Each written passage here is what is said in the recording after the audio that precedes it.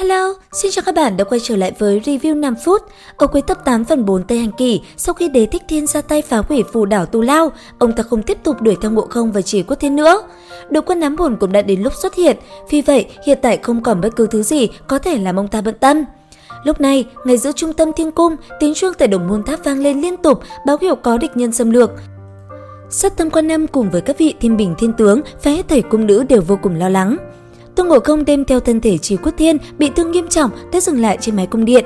Đúng lúc này, đội quân triều đình được cử đi truy sát địch nhân đang đi tuần tra xung quanh.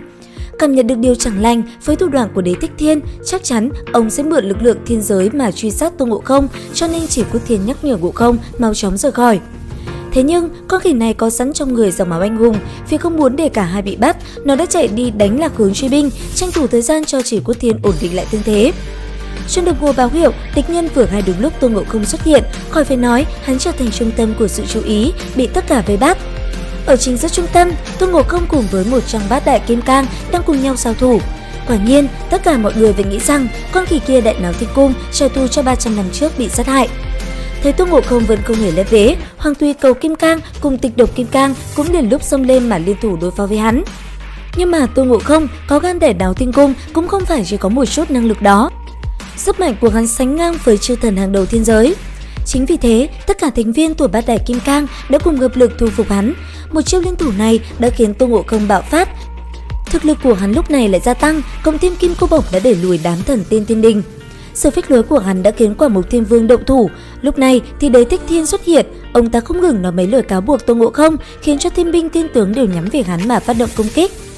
Nghe mấy lời nhảm nhí này, Tôn Ngộ Không tỏ vẻ khinh bỉ ra mà quát lớn: "Đừng diễn kịch nữa, người làm lão tôn cảm thấy buồn nôn, có giỏi thì đến đây đánh với ta một trận."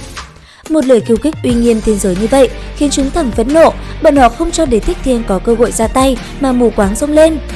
Thế nhưng khi tất cả công kích bị Tôn Ngộ Không dễ dàng hóa giải, khiến hết thảy đều hoang mang tột độ, nhưng mà lời tiếp theo của Tề Thiên Đại Thánh mới thật sự khiến bọn họ sang chấn tâm lý.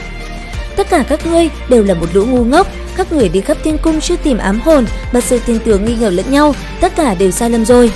Bản thân Đế Thích Thiên chính là thủ lĩnh cầm đầu ám hồn, ta vốn là mặc kệ chuyện của thiên giới, nhưng là Như Lai bảo ta đến nhắc nhở các ngươi đấy, mở to con mắt ra mà xem. Một lời này khiến tất cả không tin vào mắt mình, sao lại có chuyện hoang đường như thế chứ? Bọn họ chỉ có thể nghĩ rằng Tôn Ngộ Không ăn nói hàm hồ, vu khống Đế Thích Thiên mà thôi. Đúng lúc này thì Sát Tâm Quan Âm đã xuất hiện, giọng nói lạnh lùng của ông vang lên: "Đủ rồi, Tôn Ngộ Không, người thật quá sắc sược." Nói rồi, dùng linh long kính bao vây nhốt hắn vào bên trong.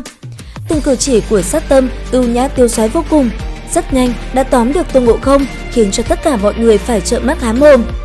Rốt cục cũng thu phục được yêu cầu, Đế Thích Thiên không ngớt lời tán dương Sát Tâm Quan Âm. Cái gai trong mắt không cần động tay cũng có thể giải quyết, ông ta lúc này như mở cờ trong bụng.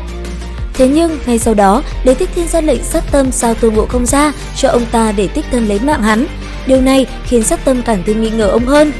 Đế Thích Thiên vốn tử bi rộng lượng, vậy mà lúc này tính toán tới lui, nhất quyết đuổi cùng truy tận con khỉ kia, không phải là quá độc ác hay sao?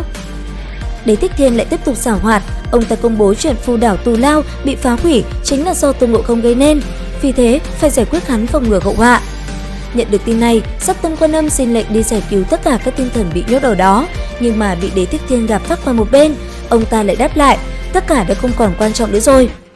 Lúc này, ở giữa không trung, dù đã thu phục được yêu cầu Tôn Ngộ Không, nhưng rất nhiều chiến thuyền lại xuất hiện, số lượng cũng thật là khiến tất cả mọi người vô cùng tò mò. Cảm nhận được có gì đó bất ổn, nhưng lại không biết là bất ổn chỗ nào, tất cả đều tỏ vẻ ngờ vực. Bọn họ vẫn chưa biết trên tất cả chiến thuyền không phải thiên binh mà chính là đội quân ám hồn của Đế Thích Thiên phái tới. Liệu rằng thiên cung sẽ đối mặt với sự thật này như thế nào? Cùng đăng ký kênh để biết thêm chi tiết nha. Video đến đây là hết rồi. Xin chào và hẹn gặp lại các bạn ở những video tiếp theo.